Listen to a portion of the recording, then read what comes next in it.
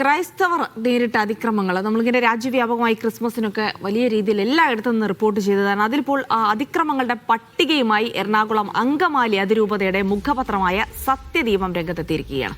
താഴെത്തട്ടിൽ അക്രമം നടത്തിയിട്ട് മെത്രാന്മാർക്ക് ഹസ്തദാനം ചെയ്തിട്ട് കാര്യമില്ല എന്ന് ഈ ലേഖനത്തിൽ പറയുന്നു.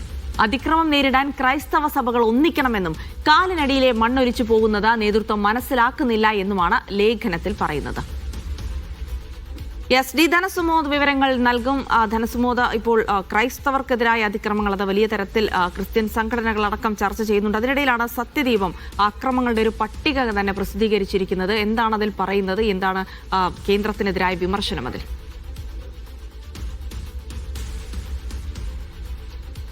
ജിൽസി നൌഫൽ, ഈ സത്യദീപത്തിൽ ഉത്തരേന്ത്യയിൽ പ്രവർത്തിക്കുന്ന ഫാദർ സുരേഷ് മാത്യു എഴുതിയിരിക്കുന്ന ലേഖനത്തിൽ ചൂണ്ടിക്കാണിച്ചിരിക്കുന്നത് ക്രിസ്ത്യാനികൾ ഒരിക്കലും ആഗ്രഹിച്ചിട്ടില്ലാത്ത ഒരു ക്രിസ്മസ് സമ്മാനമാണ് ഇത്തവണ ലഭിച്ചത്. അതായത് പല സംസ്ഥാനങ്ങളിലും ഒഡീഷ മുതൽ ബംഗാൾ, അസം, ഉത്തർപ്രദേശ്, ഛത്തീസ്ഗഡ്, രാജസ്ഥാൻ എന്നിവിടങ്ങളിൽ വളരെ വ്യാപകമായിട്ട് ക്രിസ്ത്യാനികളെ തെരഞ്ഞു പിടിച്ച് ആക്രമിക്കുകയായിരുന്നു. മാത്രമല്ല പ്രതികാര ബുദ്ധിയോടുകൂടിയാണ് ഈ ഹിന്ദുത്വ തീവ്രവാദികൾ ആക്രമണങ്ങൾ അഴിച്ചുവിട്ടിരിക്കുന്നത്. പള്ളികൾ കത്തിച്ചു, ക്രിസ്ത്യാനികളെ മർദ്ദിച്ചു. മാത്രമല്ല ഈ മർദ്ദനമേൽക്കുന്ന വൈദികർക്കെതിരെയും പാസ്റ്റർമാർക്കെതിരെയും കേസെടുത്ത് അവരെ അകത്തിടുന്ന ഒരു രീതി കൂടിയുണ്ട്. ഇതിനകം തന്നെ 700ഓളം പേരാണ് യുപിയിലും ഛത്തീസ്ഗഡുമായി ജയിലിൽ കഴിയുന്നത്. പക്ഷേ ഇതിൻ്റെ നമ്മൾ തെളിയിക്കുന്ന ഒരു കുറ്റകൃത്യങ്ങൾ നോക്കിക്കഴിയുമ്പോൾ അത് ഒരു 1-2% മാത്രമാണുള്ളത്.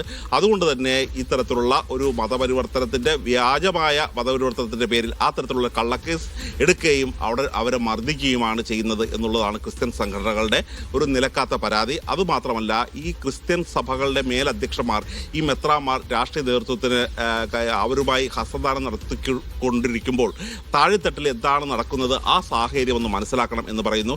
എടുത്തു പറയുന്നത് പ്രധാനമന്ത്രി നരേന്ദ്രമോദി പള്ളി സന്ദർശിച്ചതും ബിഷപ്പുമാർക്ക് ഉപരാഷ്ട്രപതി CP രാധാകൃഷ്ണൻ നൽകിയ വിരുന്നുമാണ്.